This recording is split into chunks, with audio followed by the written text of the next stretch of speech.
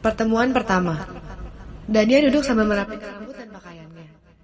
Ia mengerutkan pipinya berulang-ulang, melatihnya untuk tersenyum. Apapun yang terjadi, yang ia lakukan adalah cukup tersenyum. Tersenyum sambil melangkah ke lubang neraka yang dasarnya tidak ia ketahui. Pintu terbuka. Sekretaris yang tadi menjemputnya muncul, disusul dengan sosok laki-laki. Perawakan laki-laki itu sungguh sempurna. Dania berdiri dari duduk, meremas jemarinya. Laki-laki itu memiliki aura yang kuat.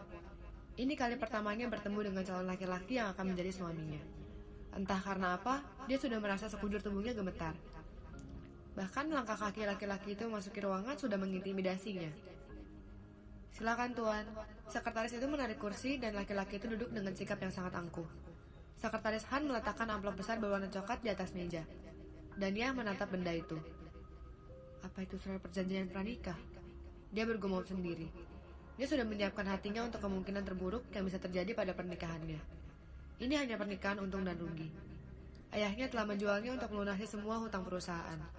Dia tahu bahwa dia tidak punya harga diri lagi di hadapan calon suaminya. Bacalah, itu peraturan yang harus kamu taati saat menjadi istriku. Dia melemparkan map besar itu di hadapan Dania dengan tangan kirinya. Perlahan Dania meraih amplop. Sejujurnya walaupun dia terlihat tenang, namun dadanya berdetak lebih kencang.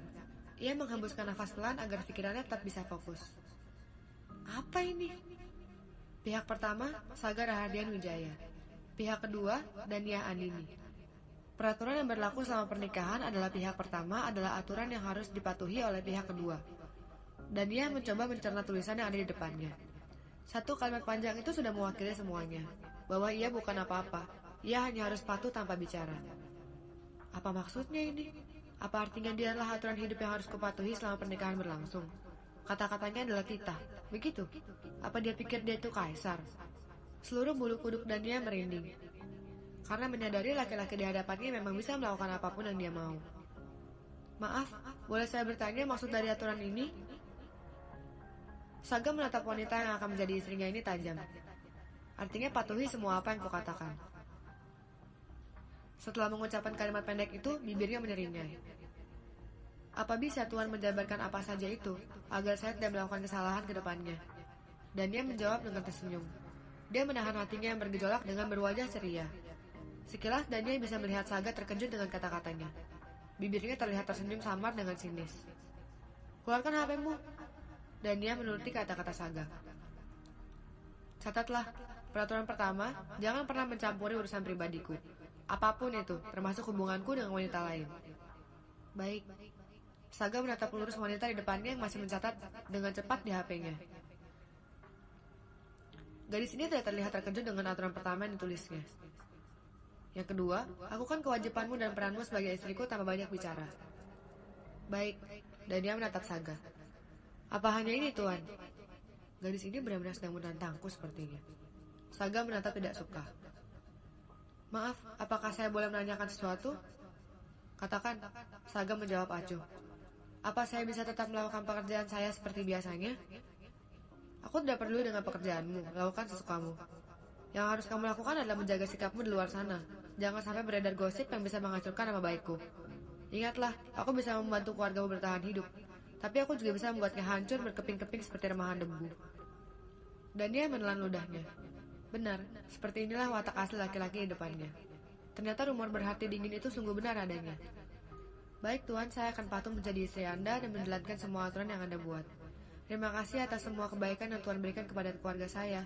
Saya akan membawakannya dengan jiwa dan raga saya. Ya Tuhan, apa yang sudah kukatakan? Aku pasti sudah gila. Bagaimana kata-kata keputusasaanku bisa keluar dengan indah begitu? Sepertinya kau sudah tahu harus melakukan apa. Dania tersenyum. Terima kasih atas pujiannya, Tuan. Siapa yang memujimu? Saga memakai dengan sorot matanya. Aku sedang menghina harga dirimu. Aku tahu kau bahkan tidak punya harga diri. Makanan dan minuman masuk saat pembicaraan mereka telah selesai. Sekretaris Han masuk lalu membisikkan sesuatu di telinga Saga. Setelahnya Saga terlihat sudah tidak akan meneruskan makanannya. Karena melihat Saga bangun dari duduk, Dania ikut refleks bangun dari kursinya. Anda akan pergi, Tuan. Tidak makan dulu. Sudah banyak sekali makanan di meja. Saga menghentikan langkah kakinya. Kau bisa menghabiskan semuanya? Tidak, Tuan, ini banyak sekali. Dania menyadarkan pandangannya pada makanan di atas meja. Kalau begitu, kenapa tidak kau bawa pulang saja dan ajak keluargamu makan? Ia tersenyum, tapi senyum itu berarti merendahkan. Ia menarik bibirnya dengan sinis. Baiklah, terima kasih atas makanannya Tuan Saga. Semoga hari Anda berjalan dengan baik. Dania menundukkan kepalanya sambil laki-laki dan sekretarisnya tadi menghilang di balik pintu yang tertutup. Setelahnya ia langsung terkulai lemah, terduduk di lantai. Aku sangat hina di mata calon suamiku. Dania pulang dan membawa semua makanan yang tadi dipesan. Bukankah Tuan Saga memerintahkannya untuk membawa semua makanan itu pulang? Tubuhnya masih gemetar, ada air mata menetes di pelupuk saat ia memasuki taksi. Taksi kemudian bergerak pergi memecah jalanan kota.